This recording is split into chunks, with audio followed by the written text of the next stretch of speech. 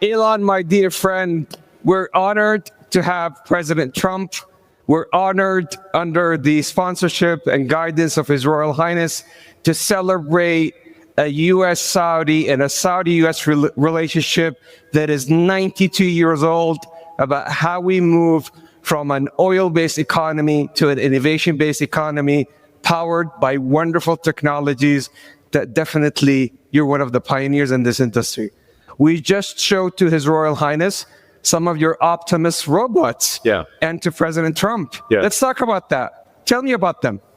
Yes, so we just showed several of our Tesla Optimus robots to His Highness and President Trump, and I think they were very impressed. In fact, one of our robots did the Trump dance, which I think was pretty cool. The YMCA, yeah? Yeah, to YMCA.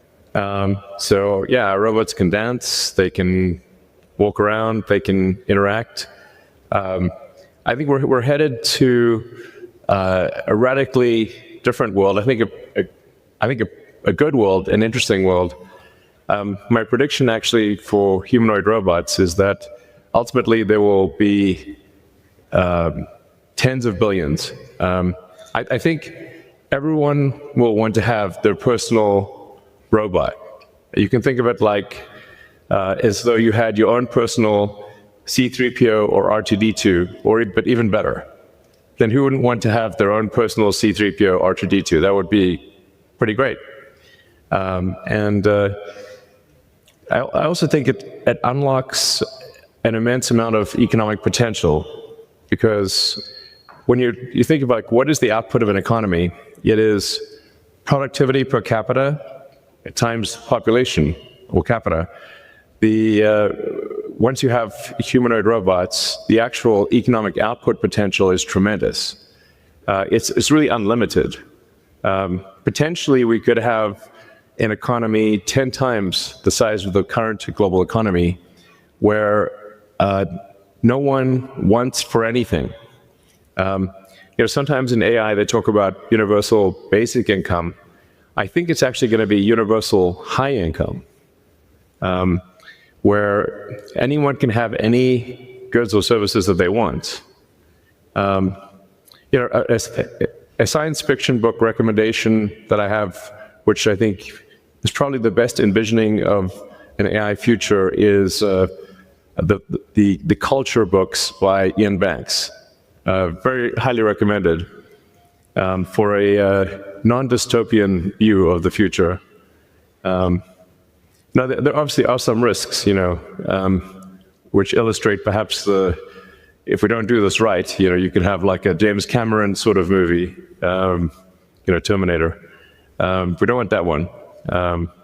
But having sort of a Star Trek future would be great, where we're out there exploring the stars, discovering the nature of the universe, and a level of prosperity and hopefully happiness that we can't quite imagine yet. So I'm very excited about the future, and very glad to be here. Thank you for having me. It's our absolute pleasure. And His Royal Highness was talking to you about his vision and his dream to increase productivity for the Kingdom of Saudi Arabia and power up the region and the whole world with robotics, but also on robo-taxis. So how are we doing on robo-taxis? So really you can think of a car or future cars as being robots on four wheels. And, I think it would be very exciting to have autonomous vehicles here in the kingdom. Indeed. If you're amenable. You heard it here from Elon. He's bringing his robo-taxi to the kingdom. Yeah. He has another announcement that he's going to share. Exactly. So, and I'd also like to thank the kingdom for approving Starlink for maritime and aviation use. Thank you. Maritime and aviation. There you go. There you go. So you're going to bring us robots to help us increase our productivity. Robo-taxis to make sure that our cars and assets turn into a cash-generating unit. And Starlink to reform our aviation and maritime. Talk about XAI. Absolutely. But I should want to mention also something that may be worth considering is tunnels. Tunnels. The Boring Company. I have this company called The Boring Company, which sounds kind of boring, but it literally bores tunnels. And actually, tunnels, in order to solve traffic, you really need to go 3D with roads. And by using tunnels, you can essentially create like a wormhole, like a warp tunnel from one part of a city to another and alleviate traffic. And we've actually already done this proof of concept in Vegas.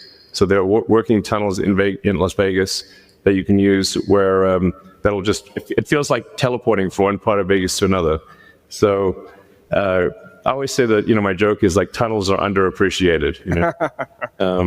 It's a bit of a, not always a hit, but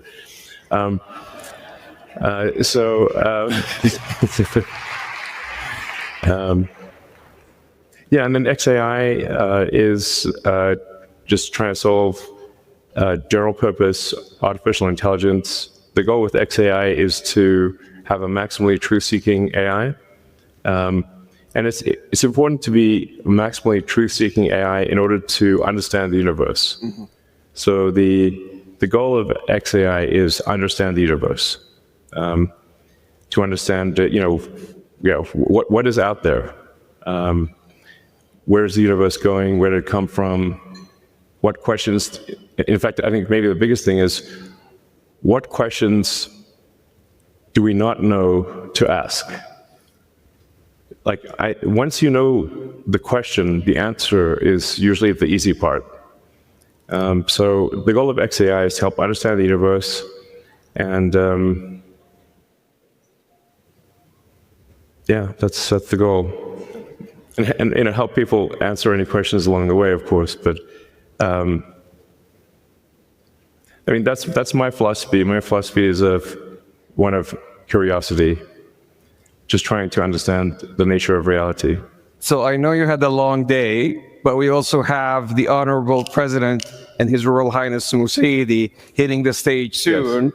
So this is a historic day, a partnership about how we could join hands together, as we have joined hands in the past 92 years, on building a factor-based economy to help the world and power up 20% of the energy mix, which is very critical today to the AI intelligence age, the digital age, and how we have reformed, and with the intelligent age. And we could not be more appreciative of having a lifetime partner and a friend like you, Elon, to the kingdom. Thank you. Joining hands on XAI, Starlink, and robotics and Tesla. Thank you so much on behalf of the whole kingdom, and we look forward to continue the partnership. Thank you. All right. Thanks, everyone. Thank you. Thank you. All right.